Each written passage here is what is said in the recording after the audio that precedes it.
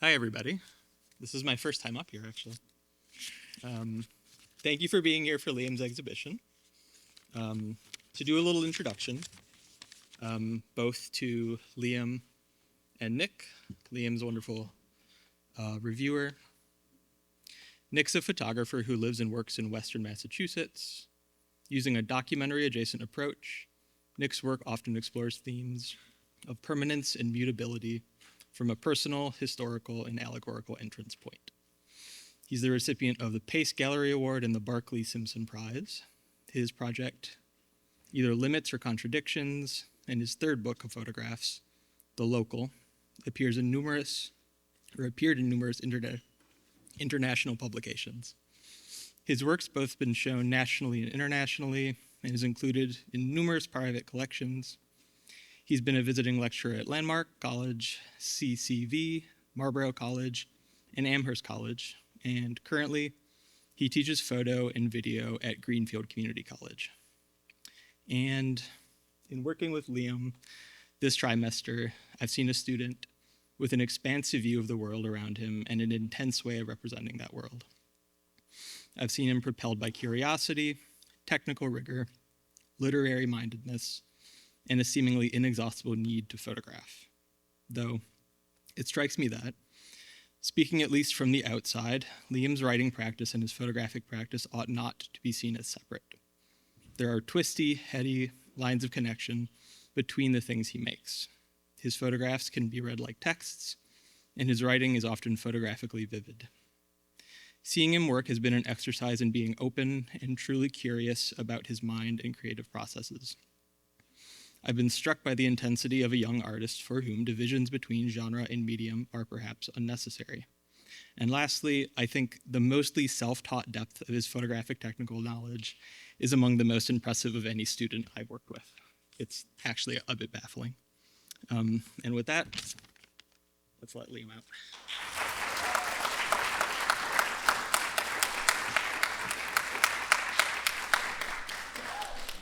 Hello.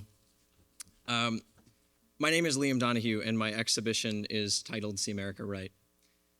I want to first start with the obvious thank yous. First, I want to thank Michael for being an extremely patient and sometimes very funny teacher.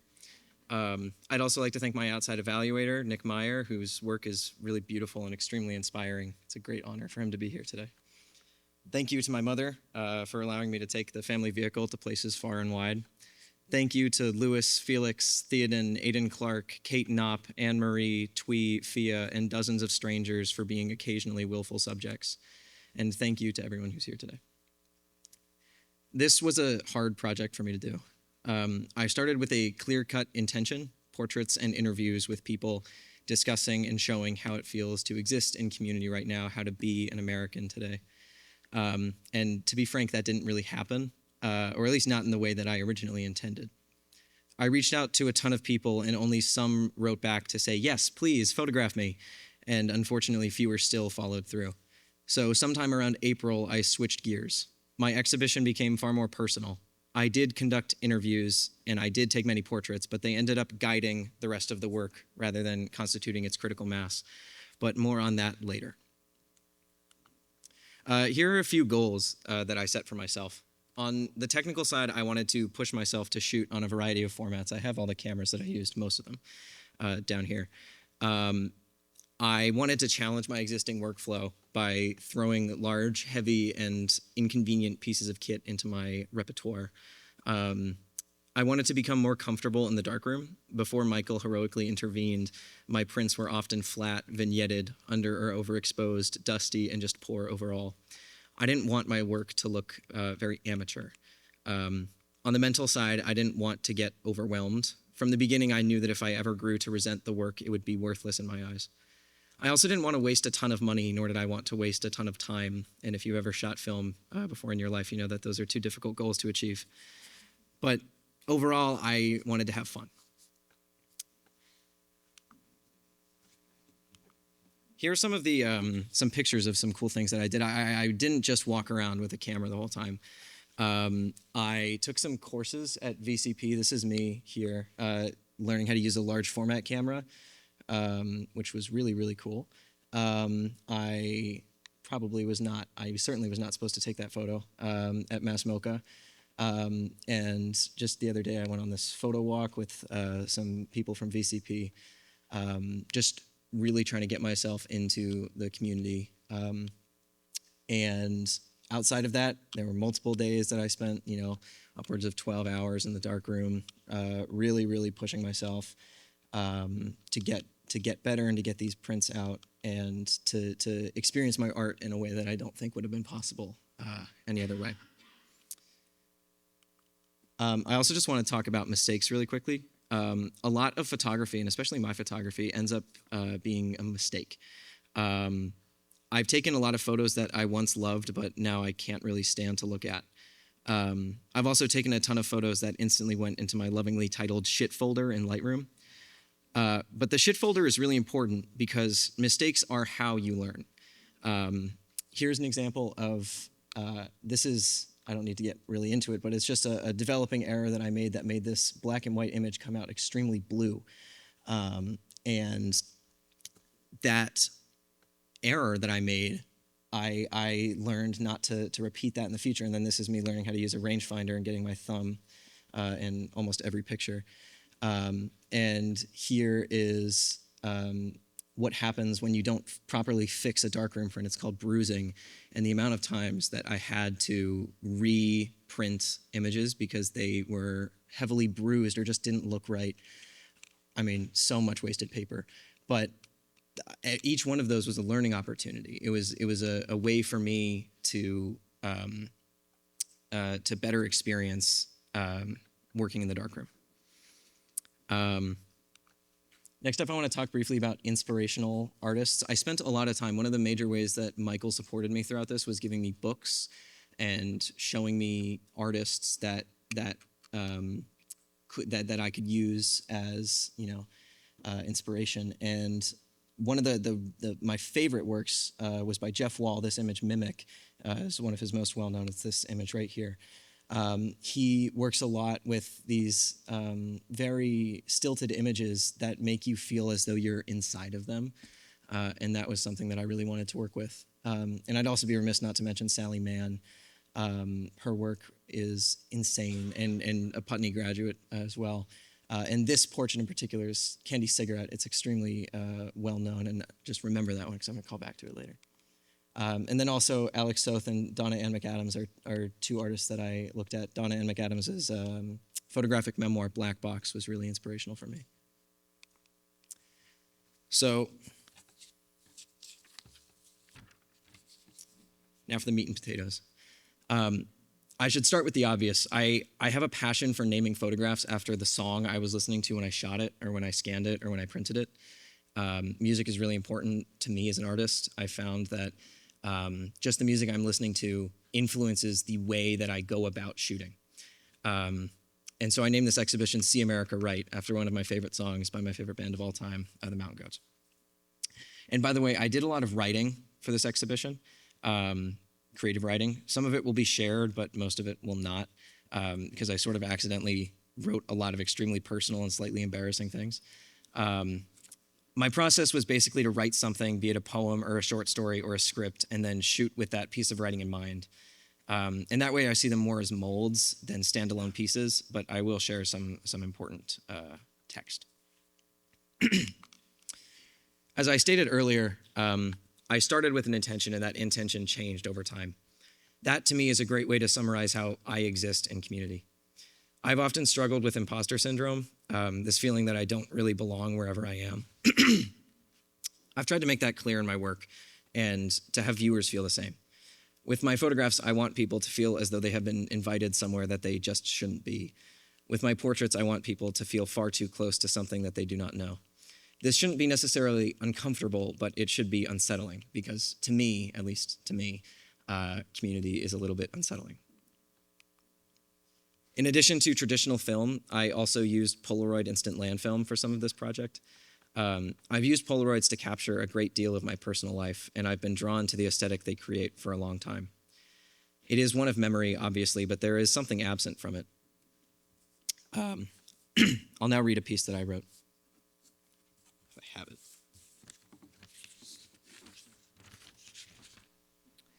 My brain works olfactorily. I'm often the last person in Reynolds on a Sunday evening, at least downstairs. All that time alone, illuminated by two 700 nanometer safe lights, leaves a guy with a hell of a lot of time for thought. This past Sunday, I found myself in the darkroom with a relatively deep cut on my right index finger, inflicted by the lid on a container of macaroni and cheese from the Works in Brattleboro. I was working as usual, overheads off, safe light on, test strip, print develop. Now, I am not a particularly safety-oriented photographer, and that I do not obsess over personal protective equipment for black and white chemistry. But today, I absent-mindedly dipped my hand into the tray of developer to keep a fiber print from curling, and a terrible stinging pain coursed through my index finger. I didn't yelp because it didn't hurt all that much, but I definitely rebounded from the tray while mumbling a few expletives. Drawing my hand on my pants and holding the finger with my left hand, I began searching for rubber gloves to protect my laceration. After a while's search, too long, might I say, I found a box upstairs in Glenn's room, albeit unopened. As I tore open the cardboard box, the rising scent of latex overtook me, and I soon found myself deep in unpleasant memory. COVID-19 impacted me in a way that many people that I've spoken to find difficult to relate to. From March 2020 and for a long time after that, I was unable to leave my home. I did not interact with a single human in person outside of my family. We'd put on 2 black N95 masks and a pair of latex gloves to get our groceries delivered contactlessly to our doorstep.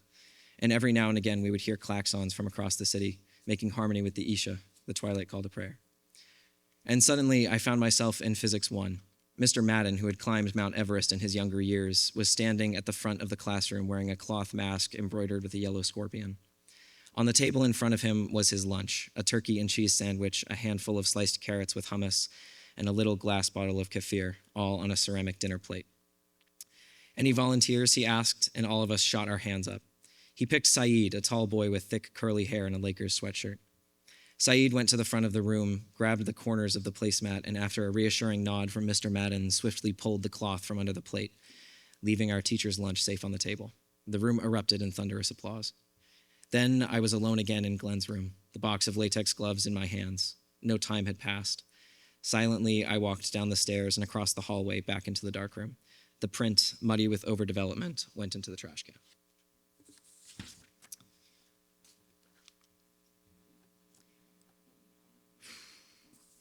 I honestly struggle to believe that this exhibition was only 9-ish weeks long. It feels like I worked on it for a decade. As I mentioned earlier, I often use my mom's car to drive to photographable places and people. I went into DC, to Bennington, and to Burlington on multiple occasions. I needed the change of scenery and the change of pace. This image here is a favorite of mine because community doesn't have to be limited to our community. If I've learned anything from Todd and field ornithology this spring, it's that we need to think of ourselves as people in a goose's world, or something like that. I really like red. Sorry, Theoden. You'll notice that most of these images are black and white, and those that are not are mostly bathed in a thick helping of red. I don't find it to be menacing, really, as many people might. Red is warm and inviting, and though hostile at times, it is always welcoming once you get to know it. These images followed through with my intention to be unsettling but not uncomfortable. I feel like I'm there, but I shouldn't be. These 2 images use one of my favorite alternative processes, red scaling, which is when you go into a dark room and flip color film around in your camera so you shoot through the base of the film instead of the emulsion, which creates this lovely red-orange color scheme. All right, so here are some portraits. Sometimes when people ask me the dreaded question of what kind of photographer are you, which is very evil, I say, I'm not sure, but I like to take portraits. Sometimes they ask why, and honestly, I don't know. I'm not very directorial behind the camera. I tend to tell people just to sit however you want or look how you feel. And I do that because I think that how you feel is beautiful. It's a frozen example of how someone felt at a specific moment in time and not just a stilted and curated image of how I wanted someone to look. One of my favorite things about photography is having others prescribe meaning to images that I'd previously thought to be meaningless. For example, when I took this photograph of Felix removing his sweatshirt, Michael said something about how his shirt being pulled off briefly resembled a halter top, which contrasts these 2 other figures who appear more masculine. What were they thinking in that moment? Did they know they were being photographed? Were they uncomfortable in that moment? Though I know the answer to all of those questions, I think that for your sake, it's better that they go unanswered for now. And then this is an image that I quite obviously took at Harvest Fest, but I thought it fit. These are two older portraits of mine that I decided to include, mostly because I find that they make me think. I asked Twee to make this pose, and to her credit, she nailed it. She looks upset, possibly angry, and is facing as directly away from the camera as she could without turning her back to me. Combined with the harsh architectural lines, it makes me question her emotions. Someone seeing this image without that context might wonder why she appeared so upset or what she was doing in that space. As for the cows, we lack the ability to keenly understand all of the complexities of their emotions. But looking at this image, I was reminded of that Sally Mann portrait from earlier, just in the layering of the subjects and the focus.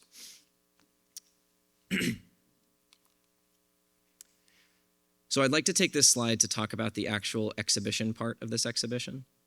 In addition to the images in this slideshow, I have 11 matted prints in the gallery outside, along with about 36 land prints and a black binder.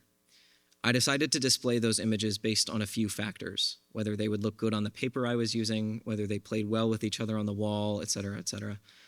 But mostly, I found that the images I displayed spoke to me on a personal level. They broke that boundary I spoke about earlier and made me feel as though I was still there, behind the camera, but that something was off. Django, someone I met at VCP, described the images as feeling strangely liminal, despite not seeming liminal at all when you first look. But to achieve that aesthetic and to get to a point I was comfortable with, to get prints that I enjoyed, I had to work my ass off. Without getting into it too much, for the latter 2/3 of the trimester, I really isolated myself quite a lot with my work. On one occasion, I became so deeply frustrated with a single print that I spent over 4 hours dodging, burning, test printing, and just doing general darkroom fuckery until I had a print that I liked. Hours. As for my experience, I think that too much and far too literal amounts of sweat, blood, and tears went into this. I also came into it with a pretty strange headspace. Right at the start of the exhibition, I won a relatively major award for a portrait I'd taken, and then I won another just at the end of the term. As much as I was proud of those, that imposter syndrome I mentioned earlier really started to kick in. I think I spent more time standing in the gallery with my arms crossed, mumbling to myself about how I could reorganize my prints than I did actually making them. But by doing this project and by seeing it through despite all of my frustration and occasional self-hatred, I learned so much about the people around me and the communities they've immersed themselves in. I had the opportunity to have a lot of interviews with people. I also had this strategy where I would set up my tripod with the camera right there. And sometimes, I would have a scheduled interview with someone or a scheduled portrait, but I would just sit there for, an hour or two, and people would walk through and they would ask, what are you doing? And I would say, well, I'm just taking pictures. And sometimes they would stand up and ask if they could get their picture taken. And in those conversations that I had with people, just walking through, I felt I had this keen understanding of this person, oftentimes someone that I did not know at all. And that was not something I had experienced before. And it was really, really cool.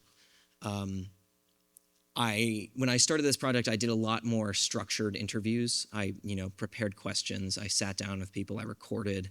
And those were fascinating too. I had the opportunity to speak with Kate Knopp, and I had the opportunity to speak with a woman named Meg Mott, who is on the Putney Mountain Association. And she said something I really liked. She was talking about activism. She was talking about the role of activism in community and how it affects how people exist around each other. And she said, I have a complicated relationship with activism, and that people will sit around and they will be upset and they will scream, but they won't consider each other. And they might think that they are, but they won't. And that forms these major divides. And until we can stop doing that and until we can sit down, community could be fractured. And, all of these conversations I had were so enlightening and eye-opening. And every single time I would drive out, not every single time, but quite often I would be out somewhere and I would stop and I would just write. And I would write about what I was thinking about what had been said. And that influenced the way I walked around and the way that I shot and the way that I compiled these images and the way that I felt about all of them. They helped me, I guess, be more in tune with the work, and yeah. And then these are just 2 images that I took in the fall, and I took these when I didn't really know how to shoot film. I really only started, the first real 35mm camera I ever shot on, I bought at VCP, the Vermont Center of Photography, I don't think I said that, at VCP in Brattleboro in August. And I figured it out with YouTube videos and these really strange, like, plain text HTML websites. And I think I took this on a Canonet, a very small pocket-sized rangefinder, and I remember the way that I felt about photography then was so different and yet so similar from how I've learned to look at it through the exhibition. I was just walking around. I wasn't doing anything serious, but I had this idea that I was, interpreting the landscape around me. These places. This is a car that's in the woods. There are actually 2 separate cars that are in the woods at I think it's the Putney Central School, the Forest for Learning out there. And I've ridden my bike past them dozens of times. But when I stopped and I was pointing my camera and I was just walking around, and I remember when I took this image, I was also carrying the RB, the extremely massive camera that's about 7 pounds when it has film in it. And I was walking around, lugging around this, I had a tripod, I had ridden my bike down, I think I made my mom come and get me. And I was like, I just felt uniquely connected. And so in that way, that is a type of community. And, this whole idea of how it feels to be in community is very loose at this point. But as I was walking around, as I was learning how to shoot film, as I was finding myself almost maybe considering myself a photographer, I found community in all of these places I didn't expect. And yeah, I think that's what I'm really taking away from this.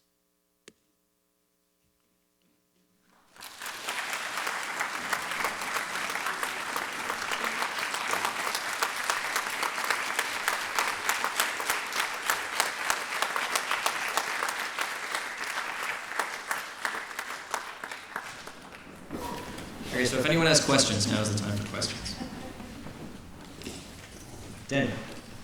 Liam, you talked about the sort of original framing for this project is looking specifically at like what it means to be in community in America right now. Mm-hmm. You also talked about the feeling of sort of imposter syndrome or not really being sure you belong in the places you are often. Mm-hmm. And I wonder if you feel like how much of your life you've spent living in places other than the U.S. either gives you a different view of what it is to be in community in the U.S. or impacts that feeling that you're describing. Yeah, absolutely. I think that it's interesting because the time that I've spent outside of the U.S., I often spent in communities emulating communities in the U.S. I went to an American school in Jordan. I had friends, I was in the Boy Scouts, and a lot of those kids were from the embassy. And it was unique seeing the way that some Americans will go to such great lengths to only socialize with each other. And that is, and even in these, in this world of, foreign development, it's like, yes, there's a lot of that community, but how much of it is real? Again, I hate that I use the word stilted so much in my presentation, but it feels stilted in a way. And so I feel like when I was looking at the way that people talked about community right now in the US, it definitely felt similar in that, to a degree, sometimes it can feel very false. Like we're inventing this word community, we're inventing all of these things that are important to it. And why is our community here and not there? Yeah.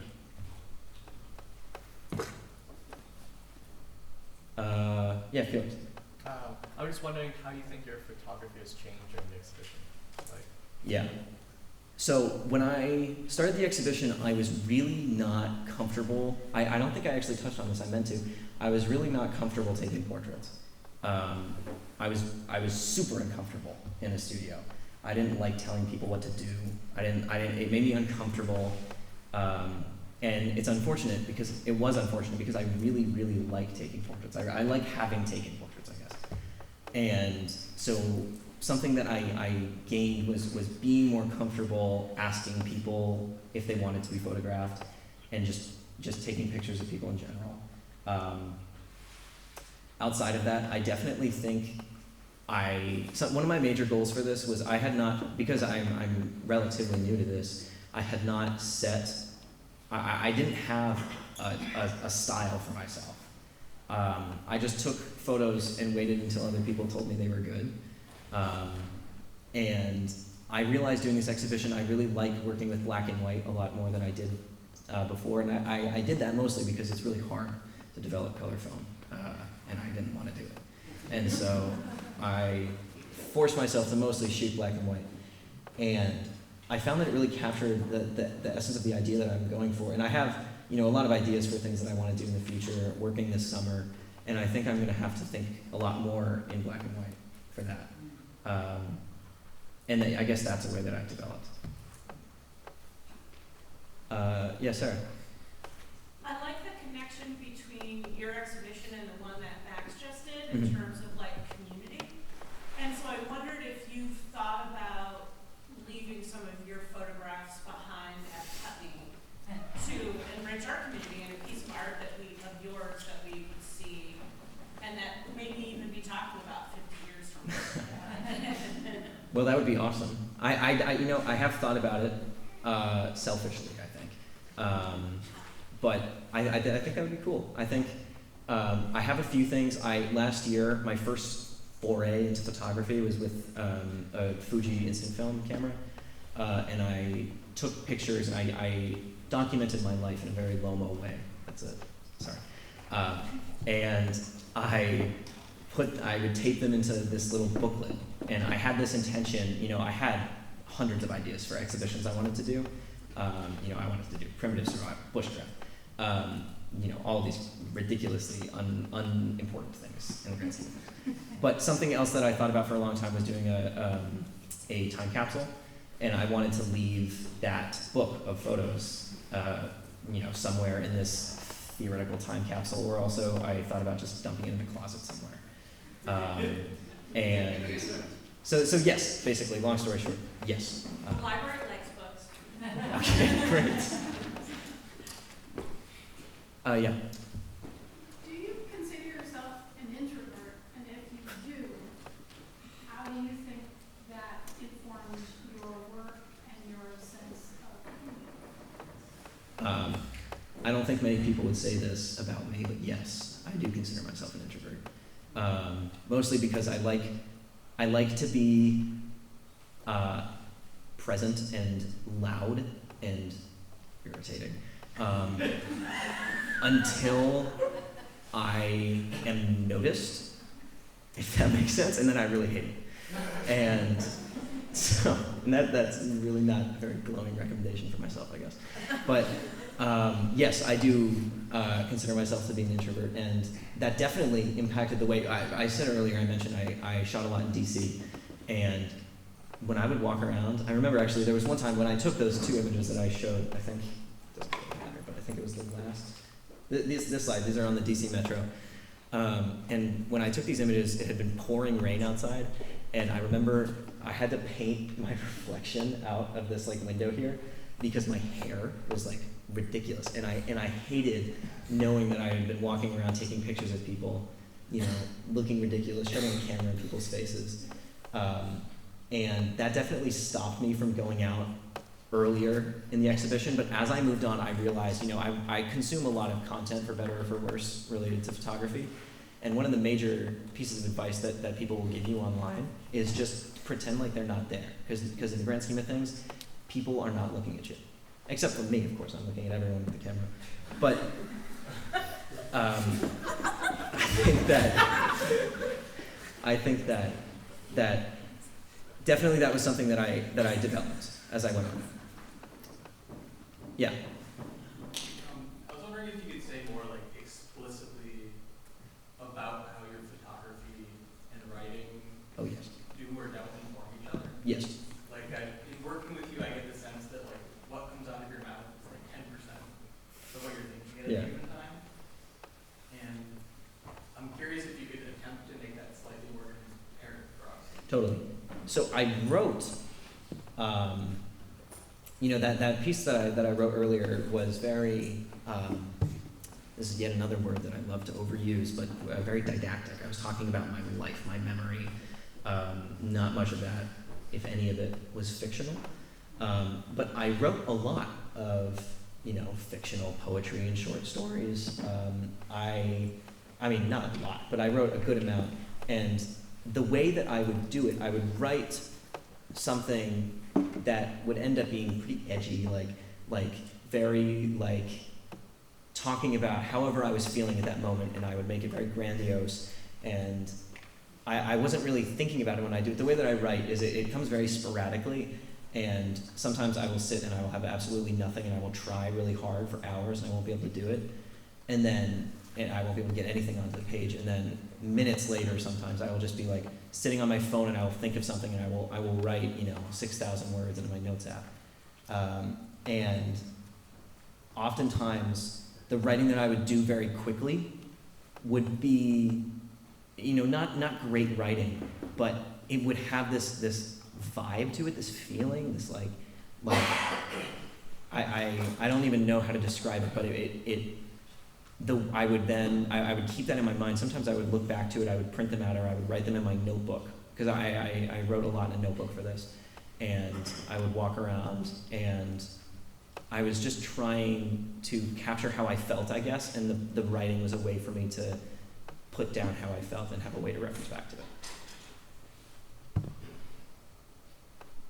Cool. Oh, yeah.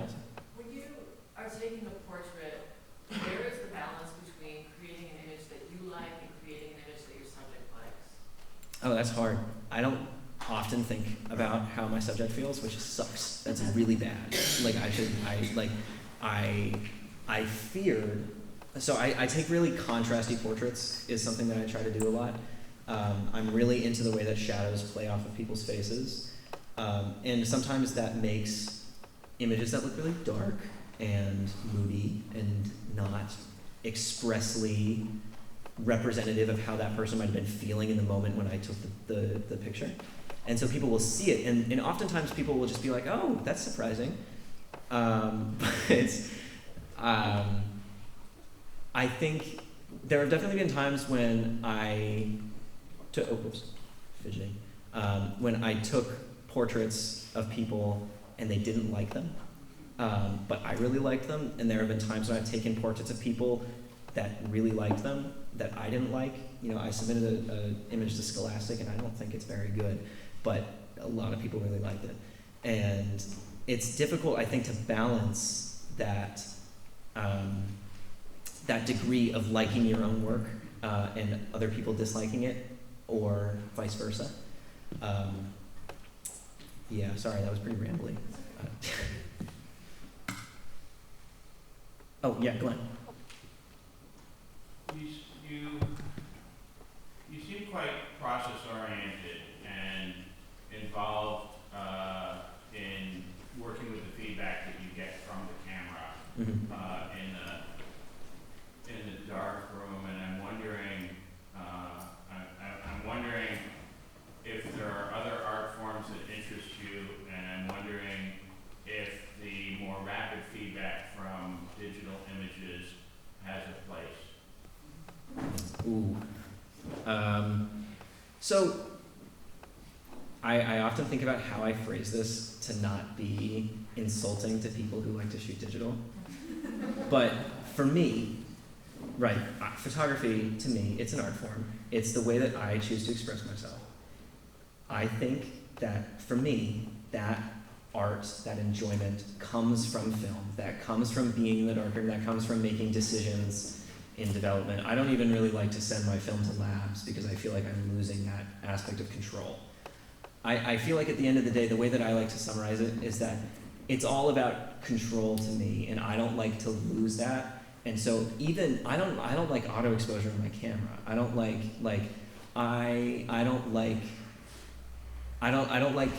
when choices are made for me, and I feel like that's just something that other people are okay with. And digital obviously has a place, I think, in my mind, I think it has a really, really insane place in photojournalism, right? Imagine if we had to wait as long as it takes me to develop film, months sometimes, to get these really critical images. But I think that for me, for the art that I like to create, digital does not truly have a place, at least yet. Maybe it will sometime in the future, but not right now. And I forget, there was another part of your question, but yes, guys. Kind of going off Allison's question, I guess, what is your favorite photo that you shot in the spring, either compositionally or feeling-wise? Man, hang on. I think so. There's a print in the darkroom or in the gallery that is another image that I took here of Lewis. I think Felix is swinging an axe and Lewis is standing very still, and there's a car coming by in the background. I think that is really great. Michael, originally the reason that I was introduced to Jeff Wall is because Michael said that it was reminiscent of his photographs, and I'd never heard of it before. So naive, but I think I really like that image. I also really liked all three of these portraits, and I took multiple, and I think that they were pretty good. I especially really like this one of Kate. There's a print in the gallery that I think looks pretty good. Yeah. Cool.